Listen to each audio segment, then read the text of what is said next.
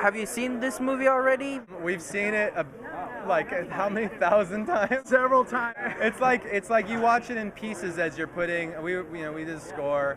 It was as you're doing that, you watch scene by scene a lot.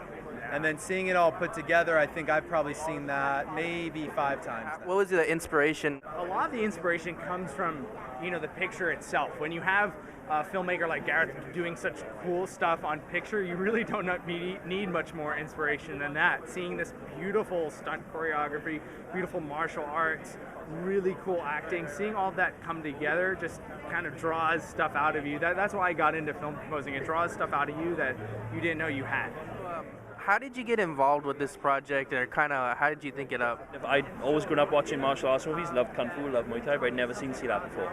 And so this is one of those things where once I got to see Silat and what it was capable of, I had to use it. I had to kind of do some films with it. Was it difficult to get the cast together? Iko, the main actor from the film, I'd actually met him doing the documentary.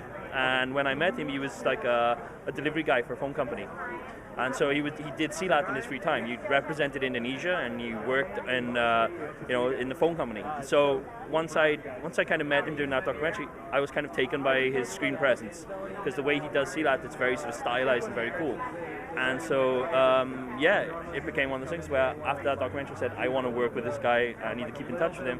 So how long did it take to make them? Scoring the film probably took, 3 months? About 3 months, and the first part of it was really just about focusing on sounds and finding the palette and sketching out ideas. Yeah, one thing that was really paramount to the whole, the score of this film was to decide in the beginning, much like you would pick your palette before you make a painting, you decide what colors you're going to use, you decide what colors you're not going to use. So we always liken it to that. We make some decisions about, for example, in this movie, you hear a lot of distorted sounds, a lot of really big energetic parts, but you don't hear, we actually didn't use any electric guitar. There's no guitar in the movie. We limited the organic instruments, the strings, piano, and things like that, to just the moments when he's talking about basically his family, his wife. I think we used it in one case where he's talking about his friends, which is his group of soldiers, and other than that, those things just simply don't appear.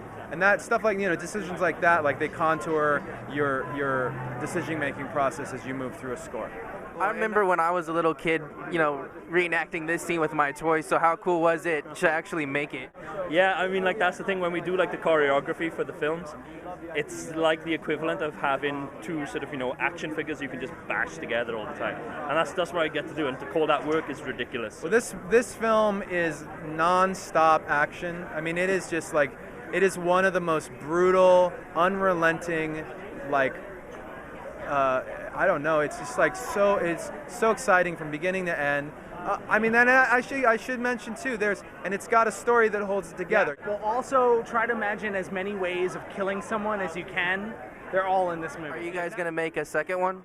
Yeah, we're working on the sequel now, and we're setting up ready to sort of shoot maybe in January next year.